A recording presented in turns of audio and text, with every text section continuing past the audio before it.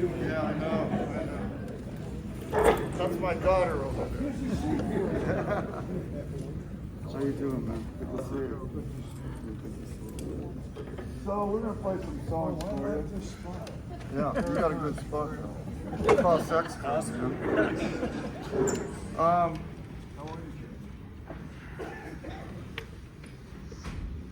let's start out with this something. So in 2016, I guess it was 2015 that I toured Italy, and I had been given by the promoter there a choice of bands to play with. There was 3 of them, 2 were English and 1 was this Italian band. And I was very intrigued by the Italian band because they played very differently, right? You know, Italians seek melody, and it was really beautiful, great instrumentation, great guitar player in Don Antonio. Just a great band. Kind of like the Italian E Street band, I think. Just trying to make points with you guys. They were very good. Hang on.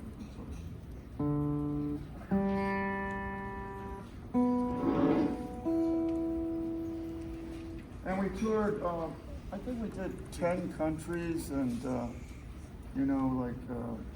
toured everywhere. It was just crazy. It was a really hectic schedule, but we had a lot of fun with those guys. You know? We were on TV in London and played some great shows all throughout Europe. And after the tour was over, Nancy and I returned to Texas and then went back maybe 2 months later, and we toured southern Italy. And it was there that I began to kind of conceptualize this idea about writing some sort of conceptual piece, an album based on 2 young boys. One is Italian. He's from the south of Italy in Puglia. His name is Salvo. The other boy is named Diego. He's from Saltillo in northern Mexico. They meet up while they're working in the kitchen of Salvo's uncle's Italian restaurant in Galveston, Texas, is where they are. And while they're there working in the kitchen, if any of you have ever worked in the kitchen, you know how tedious and horrible it can be at times. They begin to discuss all the things that they love about America, what they're in search of, and what they hope to find. Turns out that they love American punk rock music, and they know the history of it. They love the Shadows of Night, the Count 5, the Stooges, the Bongos. They know all the great bands. And they love the Beat Poets, and they also love the films of Sam Peckinpah. And this is the America that they've dreamt up. This is what they're in search of, but what they find is something very different. When I put out the record, The Crossing, I was very proud of it. We did a great job. I got to do it in Italy, spent a month there. We had a cook that made pasta every evening, and we ate like kings. And the Italians don't just have a lunch break. It's more like at least 2 hours of eating and drinking and bringing out guitars and singing and everything. It drove our producer crazy, who was from America. But it was an amazing record, and I was very proud of it. It's called The Crossing. And then, as I put it out, I started to receive a lot of nasty letters asking me to go back to Mexico. I was born in Texas. And, it just went on from there. Even the tours that we did after supporting the record, we get a lot of people that walked out because of what we were talking about, people would stomp out yelling stuff about Trump, pro-Trumpers, stuff. And so it's just weird. And it's even weirder now. Yeah. Yep. It's even stranger now, in which, we had to walk out last night because I talked about this. So I feel it's really important. I remember when I went on this solo tour, I called up Kevin Kenny saying, I have to travel literally. I travel now with my passport, my birth certificate, and my marriage certificate. And even then, I'm not protected by anything, really, And so I was telling Kevin Kenny, I go, it's pretty weird out there. And he says, they need us more now than ever, really, Yes. Yes.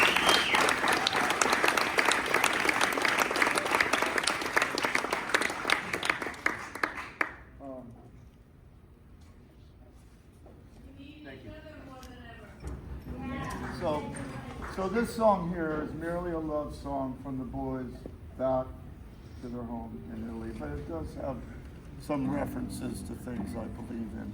It's called Something Blue.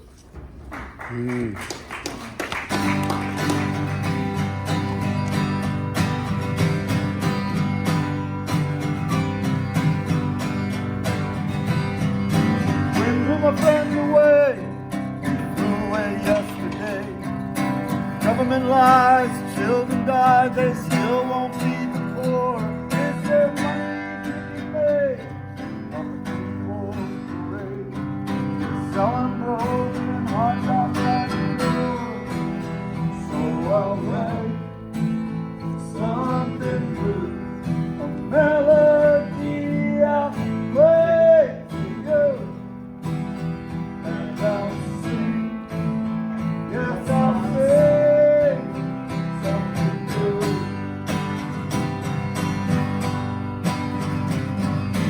You claim a victory like a hurricane memory. Same changes hanging in the breeze. We turn another cheek, velvet armor chic. We sing for the workers of tomorrow. So I'll write something blue, a melody I'll play for you.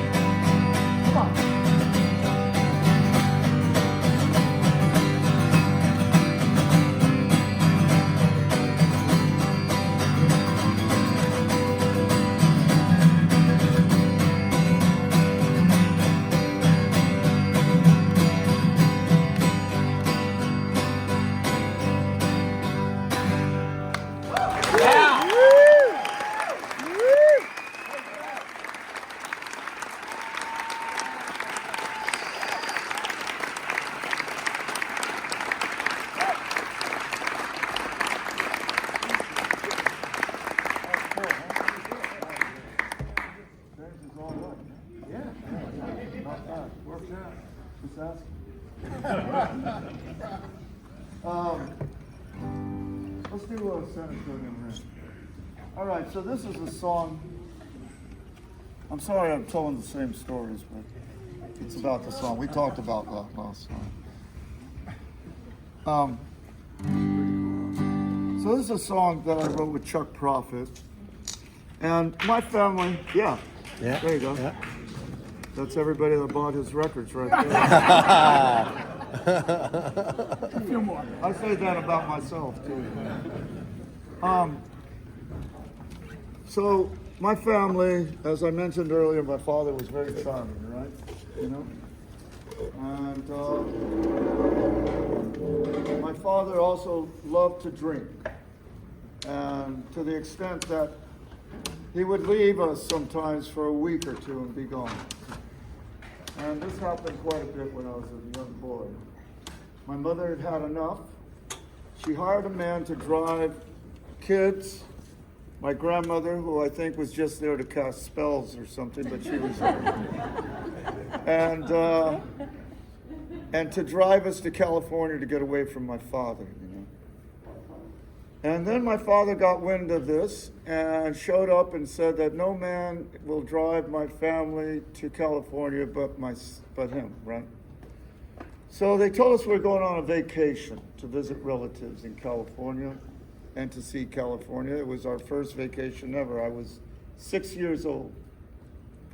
I make a joke, it's a dumb joke, but I'll tell it anyway, that there were kids on the roof, some were in the trunk, and some just ran behind the car all the way to California. No, sorry. And we lost some kids along the way. So we made it to California. It was 1957. And California was absolutely beautiful, you know. The air was clean, the water was clean. There were orchards of lemons, oranges, limes, avocados, fields of flowers that, you know, ran up to the Pacific Ocean. It was incredible, you know. There were girls in bikinis, which I'd never seen. So there we were enjoying this so-called vacation, and I'll never forget the day that my dad shook hands with a man, and we suddenly owned a home in Orange, California. Now, San Antonio at the time when we left was probably 75 to 80% Mexican.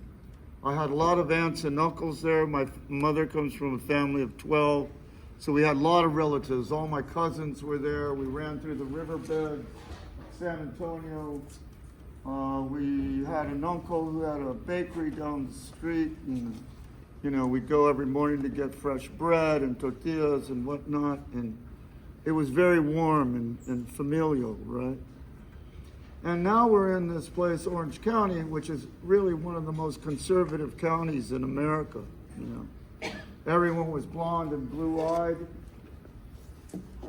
and it was very different. And suddenly I was cast into this world and called names that I'd never heard before. It's called a beaner, a wetback, a spit, all kinds of names. And all I wanted was to play baseball like the other kids. I loved surfing. I fell in love with surfing. I wanted to be a surfer. But the surfers and the Mexican kids always battled. So I was caught in the middle. I had long hair, and I liked to surf like this surfer. David Nueva was his name. He was my favorite surfer. And sometimes the white surfers thought I was Hawaiian, you know. And in order to not get my ass kicked, I was Hawaiian. But it was that kind of world, and as much as I didn't like it, I was kind of stuck to it.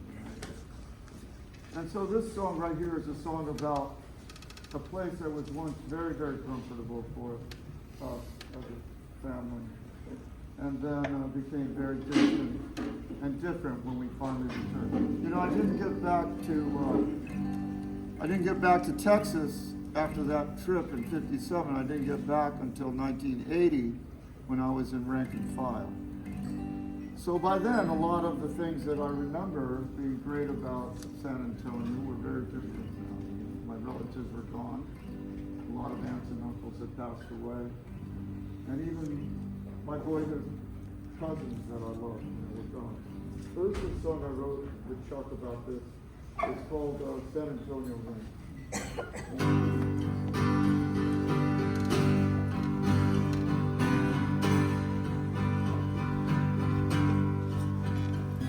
But everybody's trying to sell me something I don't need. Might be a half pound of cocaine, quarter gram of Mexican weed. But the last thing I need is something that'll dull my pain. I'd walk from here to San Antonio just to taste of the country rain. But the rain ain't gonna come. The rain don't wanna come.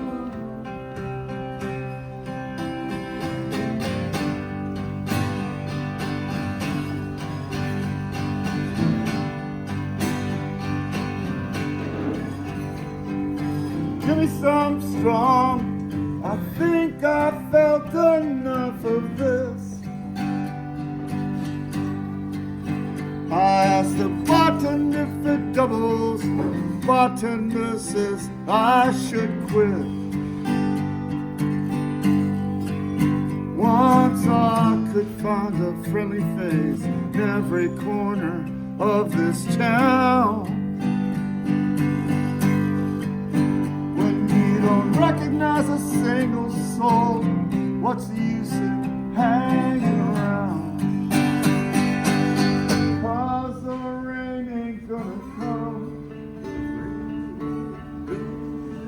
Rain don't wanna come.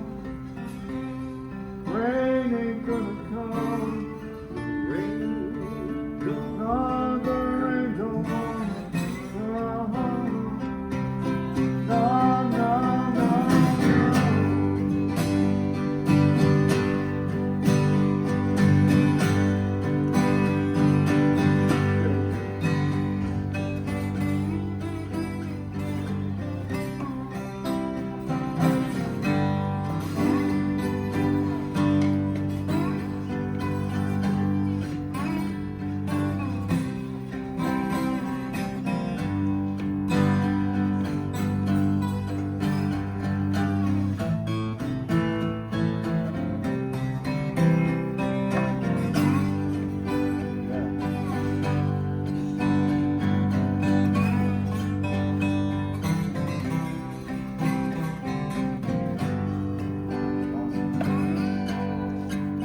I put my finger to your pulse, you whispered something pretty in my ear.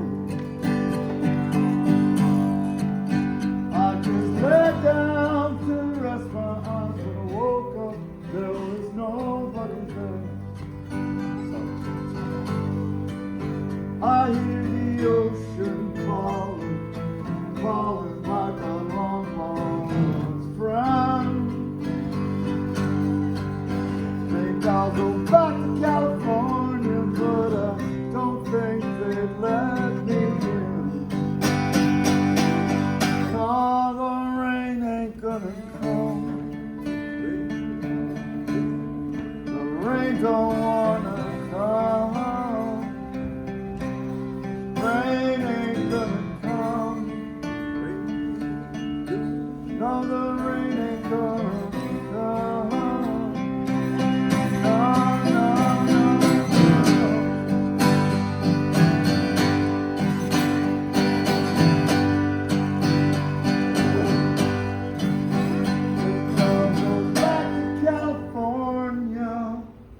But I don't think they'd let me in.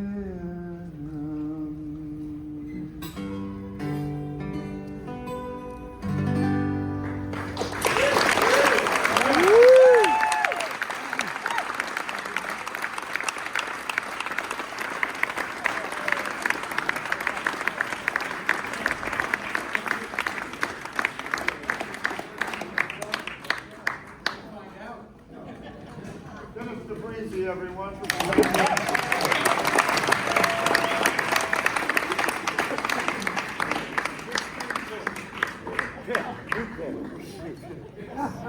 Dennis has played in the ramp. How long have you been in the ramp? As long as Too long. Depending on who you ask. Too long. 13. It's 13 years now. 13 for you. Yeah. And he also plays with Dion, who I love so much. Yeah. Dion. That's 20 years. 20 years with Dion. You're showing He off. loves you. You're bragging now. He loves you. Thank you. There you go. Yeah, I met Dion at the Dave Marsh show. While we were doing his show. And I remember Dion, I had a new song that I was going to play. I'd started talking about it for some idiotic reason.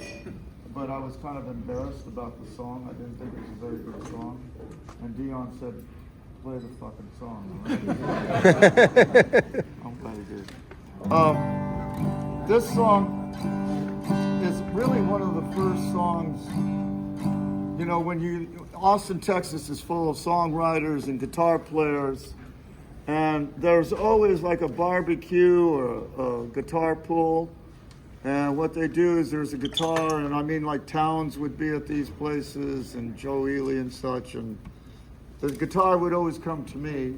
I had never even really played acoustic guitar before. You know? Me neither. Good. Well, good. You'll be perfect for this one. And this is the song that I learned in order to join up with those. I never told them that it was an Ian Hunter song. So for all you Mott the Hoople fans.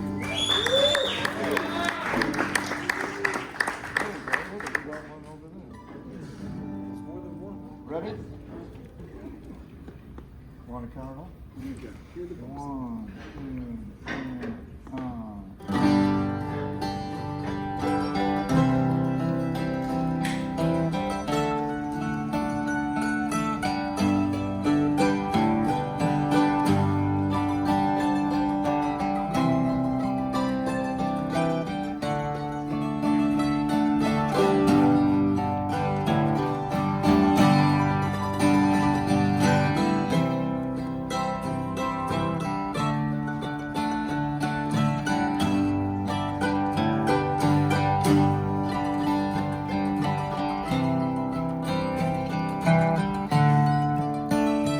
I scream at you for sharing, curse you just for caring. I hate the clothes you're wearing, they're so pretty. And I tell you not to see me, tell you not to feel me. I'll make your life a drag, it's such a pity. And I watch your warm glow fading, watch your sparkle paling, for you know that you're failing, 'cause you're so good. And I don't mean to upset you, but there's so much crime to get through. If I could make it easier, you know I would. Oh, I wish I was your mother. I wish I'd been your father. Then I might have seen you, could have been you as a child. Great houses with your sisters, and wrestled all your brothers. And then who knows, I might have felt they found me.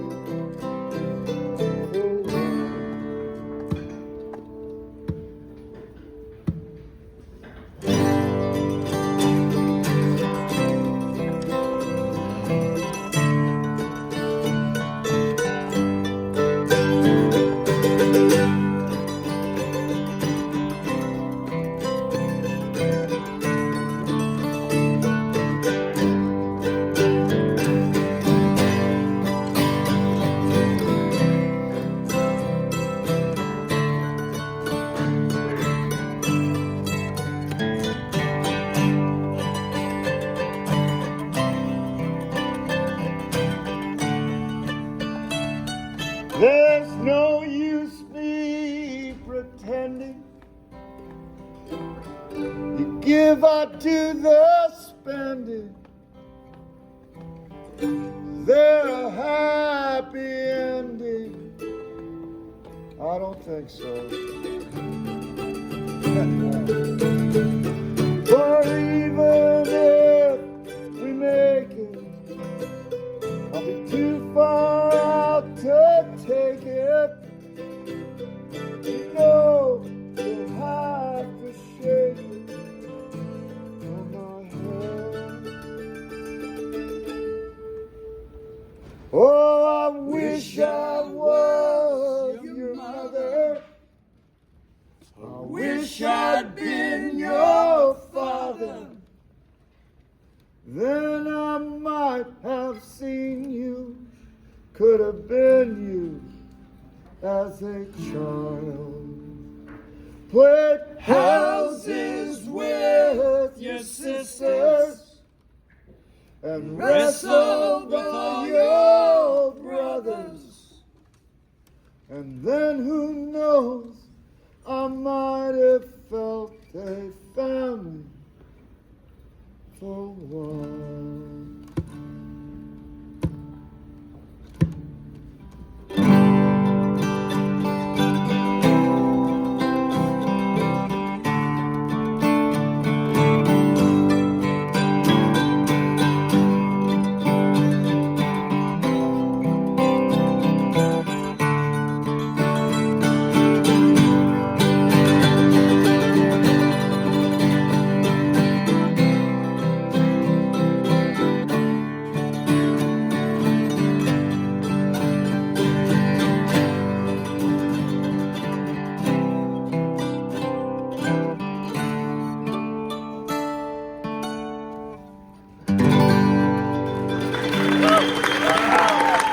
I turned 70 on Wednesday. Thank you. That was my birthday present. Thank you, man. Oh, God. Thank you. Oh, God.